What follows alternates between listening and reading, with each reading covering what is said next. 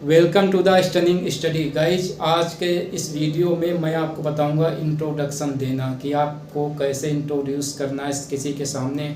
Specially अगर आप किसी जॉब इंटरव्यू को फेस कर रहे हैं तो आपको कौन कौन से स्टेप्स फॉलो करने हैं और कौन कौन से पॉइंट्स आपको उनके सामने रखने हैं या डिस्कस करने हैं, कौन से नहीं बताने होते हैं जॉब इंटरव्यू के लिए। तो वो सारी चीज़ें मैं आपको इस वीडियो में बताऊंगा।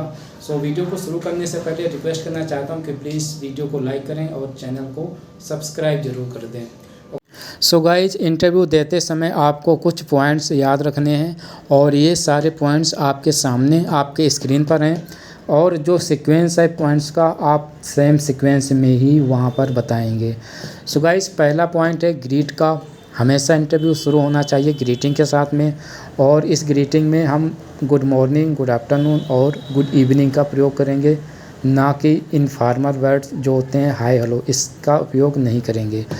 इसमें एक बात और याद रखनी है, वो है टाइमिंग का। अगर आपका इंटरव्यू सुबह 6 से लेकर दिन के 12 बजे तक कभी भी हो रहा है, उस बीच में आपको इंटरव्यू शुरुआत करना है तो आप हमेशा बोलेंगे गुड मॉर्निंग।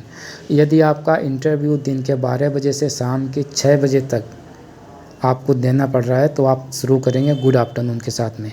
और यदि शाम के 6 बजे के बाद में रात का कोई भी टाइमिंग हो इंटरव्यू देने का तो वहाँ पर आप गुड इवनिंग से शुरू करेंगे।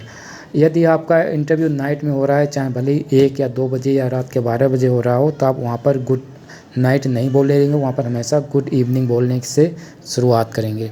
इसका ध्यान रखना। अब बात करेंगे सेकंड पॉइंट की, वो है नाम बताने की। तो नाम बताने के लिए जो बेस्ट वर्ड्स माने जाते हैं वो है माय नेम। जैसे मेरा नाम राजीव है तो मैं बताऊंगा my name is Rajiv Srivastava.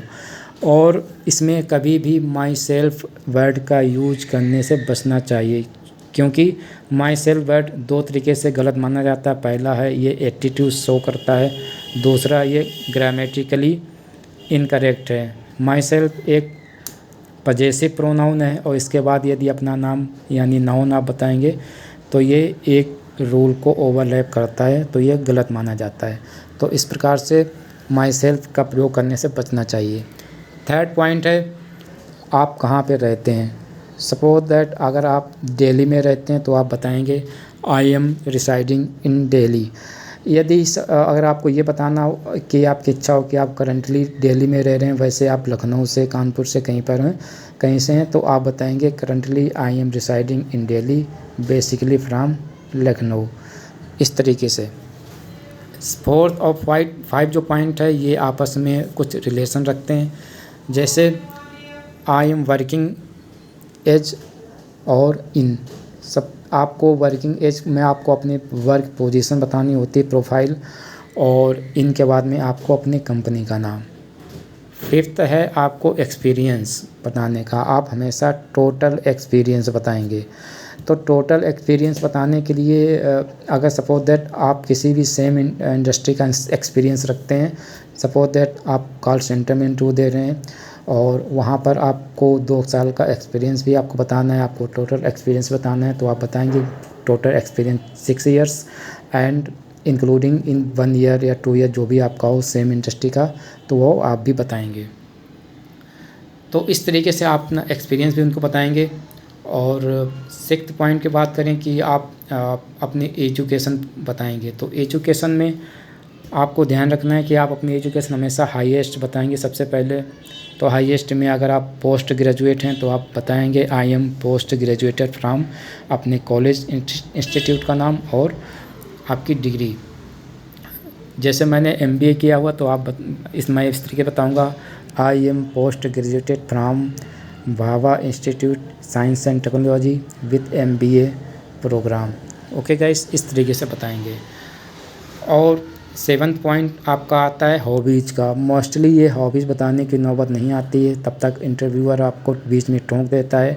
इस सारे क्वेश्चंस में आप जो आंसर बताएंगे इसमें कोई ना कोई क्वेश्चन रेज करेगा, आपको उसमें ही आंसर देकर और वो कोई दूसरा टॉपिक आ जाता है। अगर ये नहीं आता है तो इसका मतलब ये है कि इंटरव्यूअर आपको बहुत ही ध्यान से सुन रहा है, आपकी हॉबीज़ तक आ गया है, तो आपको अपनी हॉबीज़ बताने से पहले ये ध्यान रखना है जो भी आप अपनी हॉबीज़ बताएंगे वो हॉबीज़ होनी चाहिए जो जिसके बारे में आपको सब कुछ पता है। जैसे मेरी हॉबीज़ है रीडिंग न्यूज़पेपर।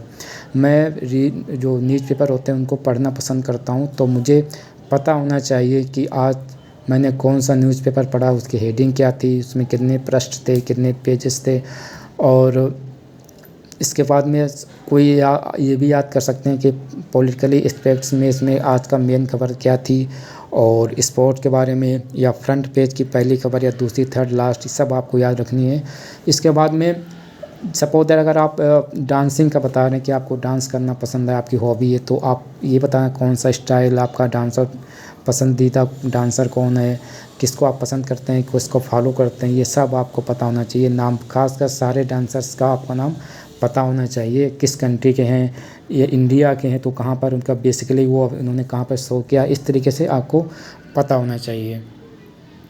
अब यदि बात करें फैमिली बैकग्राउंड की, अगर अभी तक वो आपको सुन रहा है इंटरव्यूअर, तो आप 8 पॉइंट बोलेंगे फैमिली बैकग्राउंड में। फैमिली बैकग्राउंड में आप हमेशा बताएंगे कि आप मैरिड हैं या अनमैरिड हैं, आपके फैमिली मेम्बर्स कौन कौन से हैं।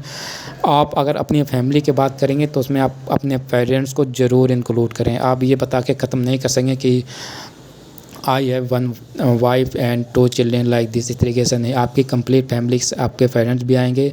अगर आपने यहाँ पर गलती कर दी बताने में कि आपके परिवार में आपने बताया कि मेरी वाइफ है, बच्चे हैं, तो उसने पूछा कि मम्मी पापा है, माँ बाप आपके पेरेंट्स हैं कि नहीं, तो आपको वो बताना होगा कि वो भी हैं। तो आप उससे पूछने से पहले ही आप बता दें तो वो अच्छा रहेगा।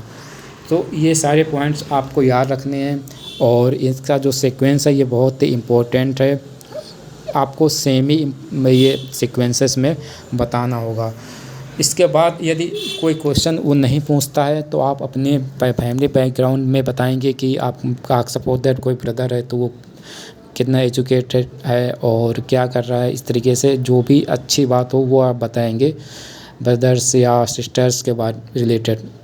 आप इसके बाद भी अगर वो आपको सुनता जा रहा है तो आप अपने फादर्स ऑक्यूपेशन बताएंगे कि वो क्या काम करते हैं, रिटायर्ड हैं या उनकी जीविका कैसे चल रही, इसके बारे में बताएंगे। मोस्टली ये 7 से 8 मिनट का हो जाता है पूरा, तो इतना वो नहीं सुनता है, वो आपको ये बता देता है, पूछ बैठता है उसके बारे में, तो उसको भी आपको ध्यान में रखना है कि क्या पूछ रहा है। आप अपनी ये गाथा उनको नहीं सुनानी होती है, वो जो पूछते हैं उसको भी ध्यान रखना है। एक आंसर देने के बाद में आपको 2 से 3 से सेकेंड रुकना भी होता है, ये एक अच्छा संकेत माना जाता है। और इसमें जो सबसे ज़रूरी बात है वो है आपके कॉन्फिडेंस लेवल की।